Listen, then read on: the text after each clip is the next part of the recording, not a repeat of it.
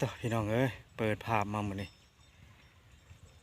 อยู่ทงอยู่เทอยู่ทงไฮทงนาคือเก้าพี่น้องเอ้ย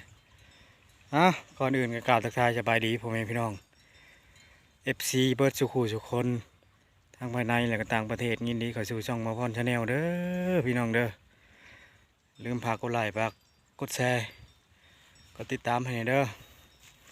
วันนี้ก็เป็นแย่ไข่หมูแดงพี่น้องเอ้ยคันว่าเขาเจ้าขายใหญ่ติว่าแพงว้าแต่เก่ามีแต่ไปซื้อเองวันนี้มันลองมาแย่มึงพี่น้องเอ้ยมาแย่มึงเองบ่ฮู้ว่ามันเป็นได้รสชาติลองมาแย่มึงป้าเต้าเหือตุ่มเหือแตกเบิ้งเนี่ย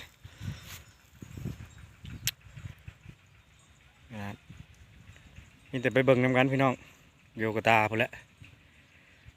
นี่พี่น้องนี่เบิ้งแน่นี่ไปแย่จนว่าพอเธอ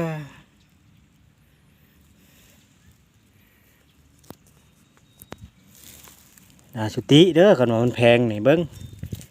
แย่ตั้งเท่าไรหังผู้พี่น้องเอ้ย FC เอ้ยคืออยากกินก้อยพี่น้องชื่อหมูกับปกติดอกมันแพง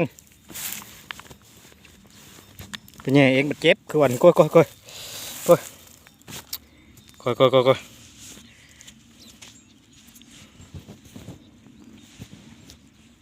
ไข่กำลังตึงฝนตกเลย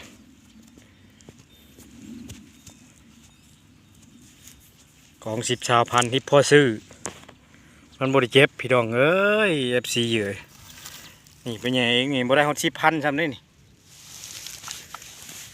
บ่ได้ซ้ำยางเลาะจนเมื่อยพูนเลาะชวนอ้อยผู้บอกกว้างเลาะหอบชวนอ้อยตั้งเท่าไรหัง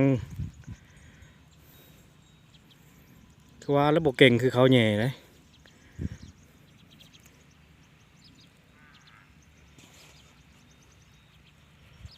ปาด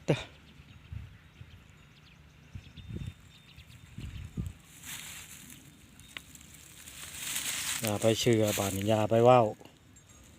บางคนก็แม่นผู้เคยแย่จะเชื่อแท้พี่น้องเอ้ยอันนี้บ่เคย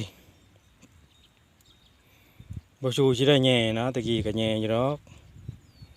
แย่ก็ไปเป็นข้อเป็นครัวพี่น้องอันนี้มาผู้เดียวนี่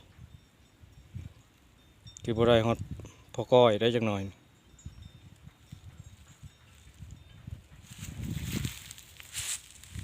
เบิ่งแม่มันพี่น้องครบความมันเจ็บได้น้อยเดียวนึงนะอย่าว่าหลายเด้อน้อยหนึ่งอิ่มคาบหนึ่ง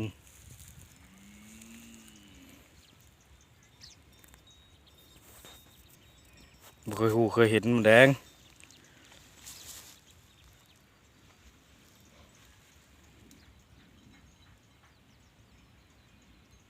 เป็นอย่างไรก็มีแต่ไปลุ้นกันใหม่ไปลุ้นกันต่อพี่น้องตอนนี้ก็ค่ำแล้วเดินทางมาวันนี้กับทายสบายดีพ่อแม่พี่น้อง FC บัดสุขสุขคนทั้งภายในต่างประเทศยินดีเด้อมื้อนี้มาผูกแขนเป็นเพื่อนใหม่พี่น้องผูกให้ลูกให้ร้านผูกให้เจ้าภาพเป็นเพื่อนใหม่ใส่ผ้าดีเด้อมื้อนี้เด้ผ้าดีเด้อมื้อนี้ฉันแล้วโอ้ยเฮาว้าวตอนผู้ใหญ่เพิ่นนี่แหละเฮาก็บ่ถนัดปานใดเด้อประตูให้ใครแน่เฮาก็ว้าวตอนก่อนโอนพาว้าวแล้วก็แล้วโลด